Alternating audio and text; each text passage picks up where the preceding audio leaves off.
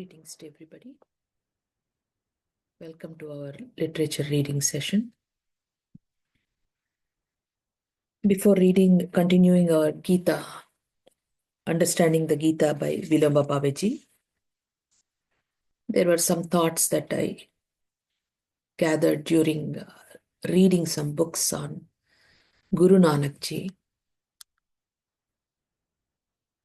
He says, through contemplation alone is remembrance born.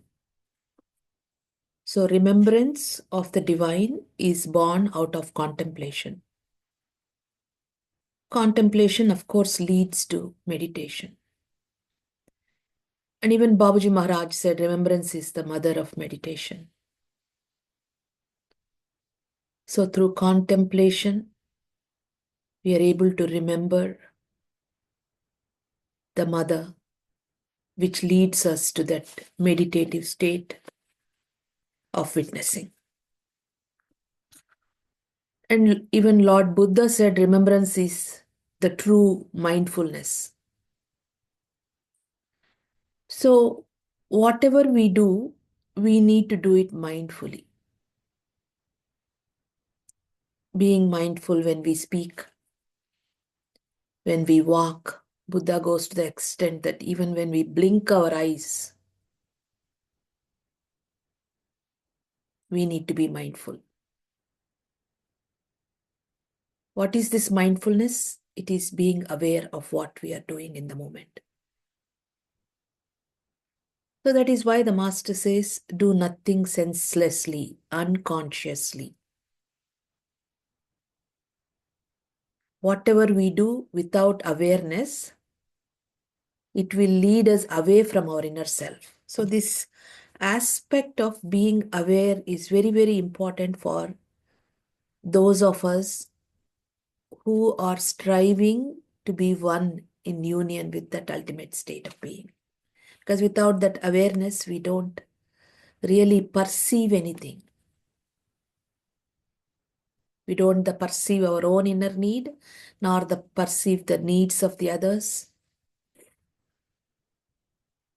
So the only way of coming close to our inner self is to become more and more aware. Whatever our circumstances are, whatever is the situation, never let go of awareness. And this is what is known as mindfulness in Buddhism. And revered Daji praised Raja Janak for his state of Sthita Prajna, that state of balance. So how did he arrive at that state of balance? Because Raja Janak is the example where he was a king and a sage, and there is a story where his palace is burning, but he did not move from his condition. For his awareness remained inward. So how to develop this awareness is to become silent. To become silent is the only way.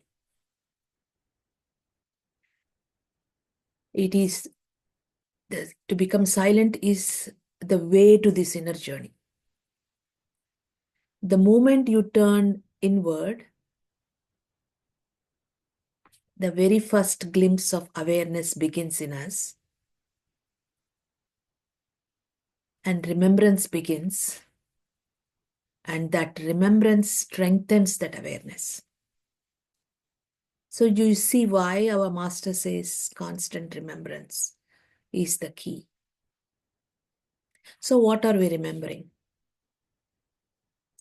We are remembering our inner presence, the self, which is the ultimate, and which is the presence of the Master himself. Because we are connected to his consciousness, our consciousness becomes akin to his. So when you are looking inward, what you see is his presence. So remembrance strengthens this awareness. And as contemplation settles, this awareness increases. In remembrance, you only see the inner presence of the ultimate, so you are lost in that awareness. So the great sage Nanak said, through contemplation is remembrance born in mind. And through this contemplation, awareness of the universe is acquired. And because of this state of being, you cease to bear the sufferings, the brunt of life. And he even says you gain freedom from death. Because that is when we are in remembrance and awareness. When death approaches, there is no fear. Because you are completely aware of the reality. And there is peace and joy of meeting the beloved at that moment, rather than leaving the matter.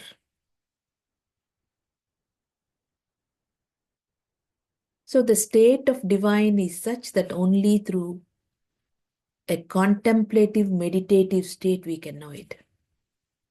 And that is why our Daji said, darshan is possible only in this state of meditation.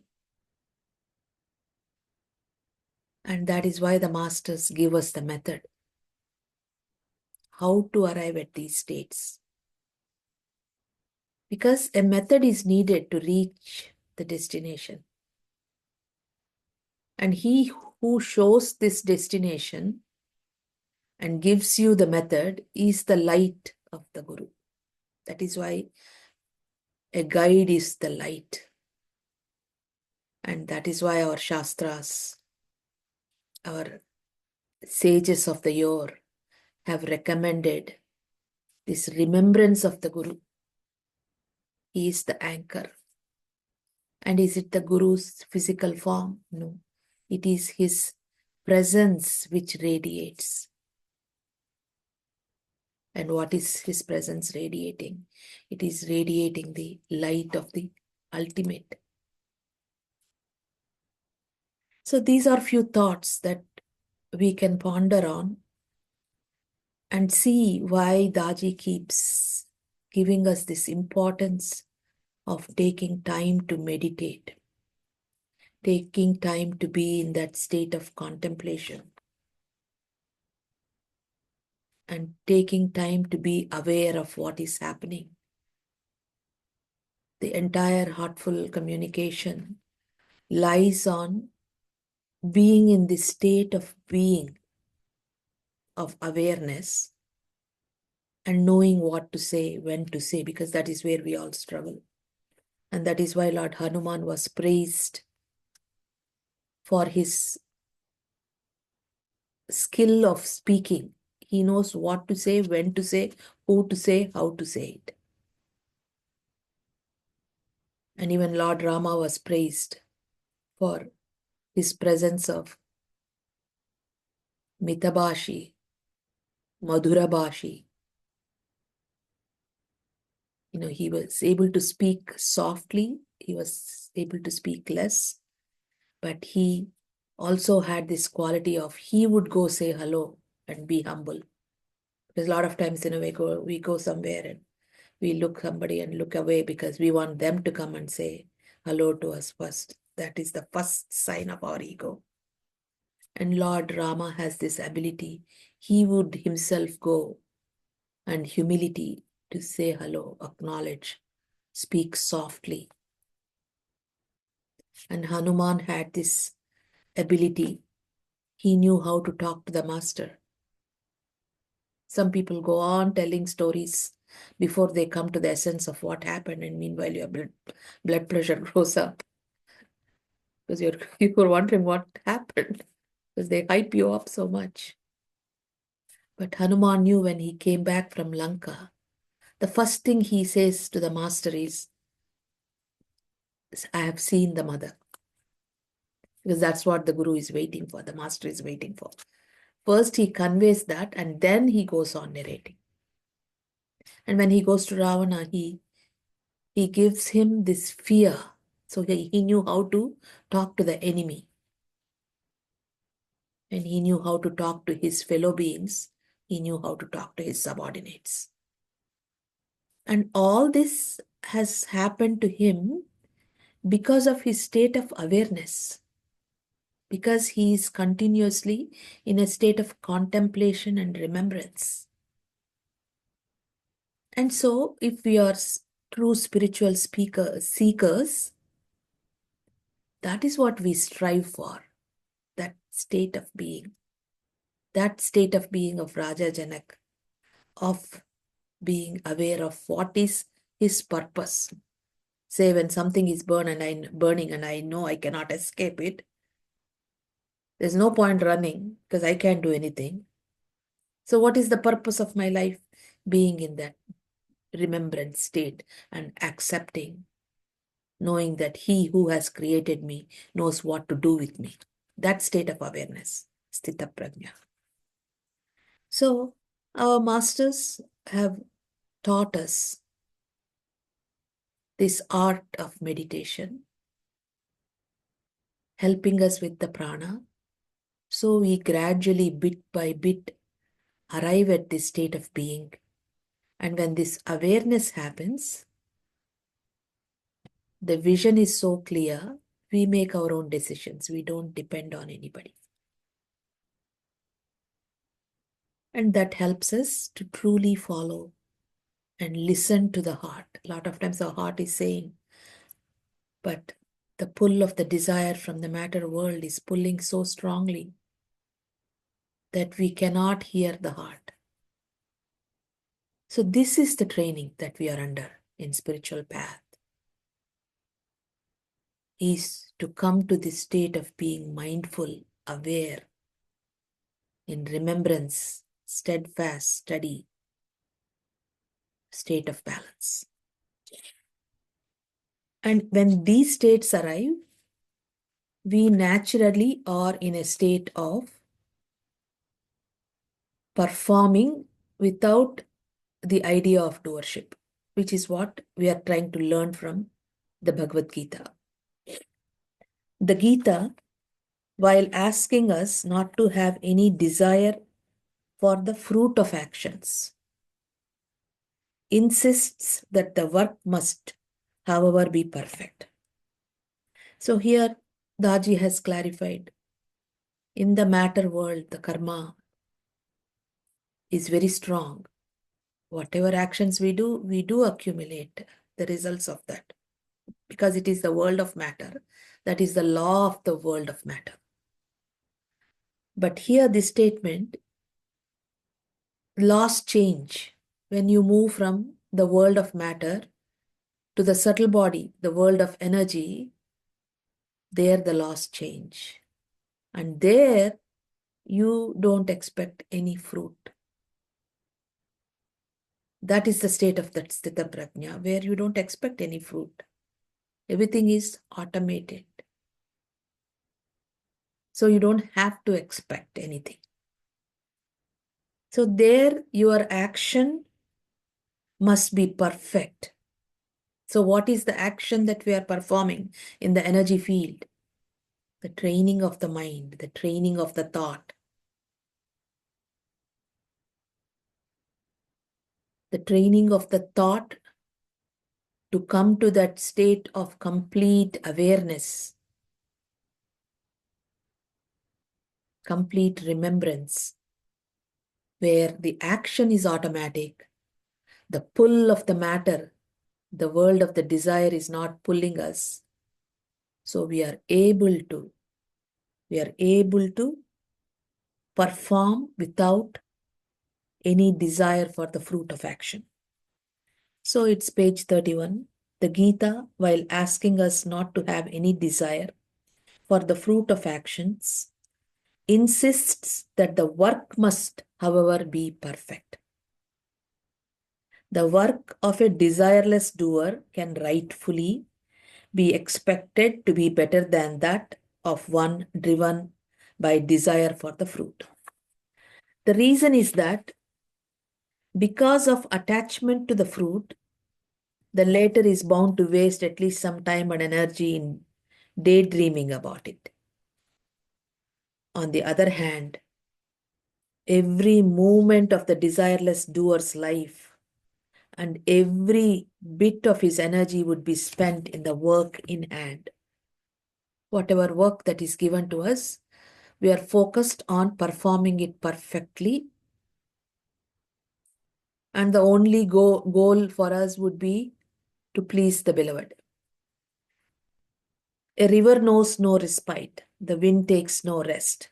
The sun shines forever. Likewise, a desireless doer is ever engaged in unremitting service. This is why Daji said that the essence of the Bhagavad Gita is skill in action, self-mastery, and selfless service. Once we arrive at this state of being, of performing without the idea of doership, that is skill in action, and you arrive at, because of that skill in action of being able to becoming the doer, we arrive at the self-mastery, and which leads us to a state of selfless service. Who else can then achieve perfection in work if not he? Secondly, mental poise, the equanimity of the mind, is a great quality. And this is the help that masters are giving us by teaching us to meditate. And the desireless doer has this quality in his own right. When equanimity of mind is combined with the skill of the hands, when we are able to perform action from a state of balance, even the ordinary work of an artisan is bound to be better and more beautiful. And this is what happens to all of us. We were all ordinary people knowing nothing. We just stuck to the path, and by the grace, we started changing and changing, and suddenly we are wondering, how am I able to be like this? How is this condition possible for me? When that condition arrives, that state of balance, equanimity of our mind arrives, whatever we do becomes beautiful. And that is why we are all in a state of wonder. Moreover, the difference between the outlook of a desireless doer and of the one with attachment to desires is also conducive in making the farmer's work better. So in the beginning, when we do our work, we are trying to get the attention of the master and all that. But as we change and our action is different, now we are moving away from the pull of the desire and we are able to perform just for the sake of performance. Then it gets better. A man having an eye on securing the fruit looks at the work from a selfish point of view. In his view, the action as well as its fruits are exclusively his own. And if we look at Babaji Maharaj, our masters, they're all working, but they may not see the result now. The result is in the future. Always the results are in the future. But still they're able to work. Because even as preceptors, sometimes we are frustrated. We keep giving sittings and going from one place to another, talking. And you come back and wonder where all these people are that you so greatly shared the greatness of the system. We won't see it now. We just planted a seed. Seed takes time to germinate. It will germinate in the future. It is like we make efforts to raise the children. In the beginning, we only see flaws in them. But later on, when they become full-fledged, you start to see, wow, this good quality is in my child. So I did do a good job. Results are always in the future. Sometimes we may not see. Because we don't see it, do we stop performing? Do we stop performing our best for our children? We don't, because we think it's our result, our child. And if we adopt this attitude of the work without expecting the results will be automatically there. Because that is the law of action, karma. Therefore, he does not look upon any negligence in the work as a moral lapse. For him, it may at the most cause the output to be defective. But the desireless doer has a moral sense of duty towards his work. Whatever it is, whether you clean dishes or clean the toilet, you do the best you can. He is therefore extremely alert to avoid any shortcomings therein. Hence, his work is bound to be more flawless. Thus, from whatever angle one may see, phalatyaga, the renunciation of the fruits of actions, proves to be a sound and effective principle. That is why it could be called a sort of yoga or the art of living. So, if we are able to live life without expecting the desires, if we are able to perform action without expecting the any result out of it, there's master is saying that that is the art of living. We need to know how to live life. Leaving aside the matter of desireless action, there is in the action itself a joy which you cannot find in the fruit. This we all know. Whether the result is there, whether the abhyasi comes or not, there is a joy that you did the work. Total absorption in one's own work is an everlasting spring of joy. Were you to offer any amount of money to an artist for refraining from painting, would he agree? So the painter, people may enjoy it, but he enjoys it the most. The person who sings, he enjoys it the most. Others enjoy it too. But if he doesn't enjoy, he can't sing. Certainly not.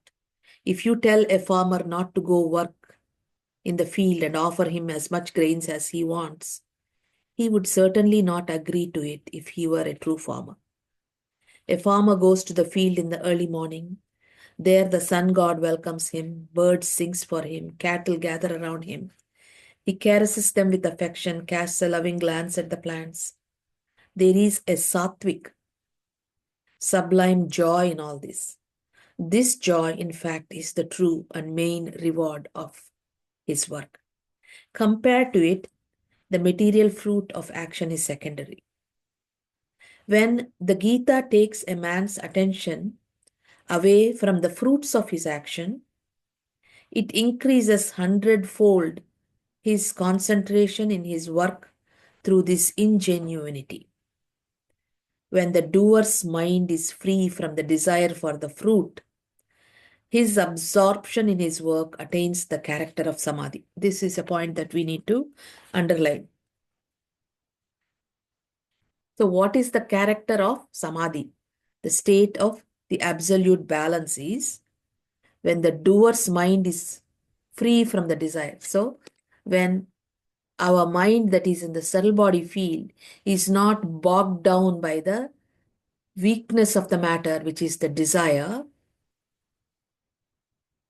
then you arrive at that state of absolute balance. Let's read that statement one more time. When the doer's mind is free from the desire for the fruit, his absorption in his work attains the character of samadhi. Hence, his joy is also 100 times more than that of others. Looked at this from this angle, it is clear that the desireless action is itself a great reward. Jnanadeva has rightly said, the tree bears fruits, but what fruit could the fruit bear? When the body is used for the desireless pursuit of swadharma, such pursuit itself is the beautiful fruit that the body bears. Why then look for any other fruit? The Gita asks us to refrain from such behavior. It asks us to relish work, to rejoice in it, to be fully absorbed in it, and draw life blood from it, from the performing the action correctly is what we derive the joy. To act itself is everything. A child plays for the joy of playing. He does get the benefit of exercise thereby, but he does not think of this benefit. His joy lies in playing only. We will stop here and continue.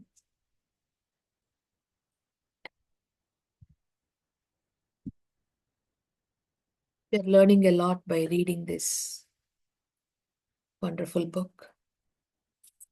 Let us all now meditate.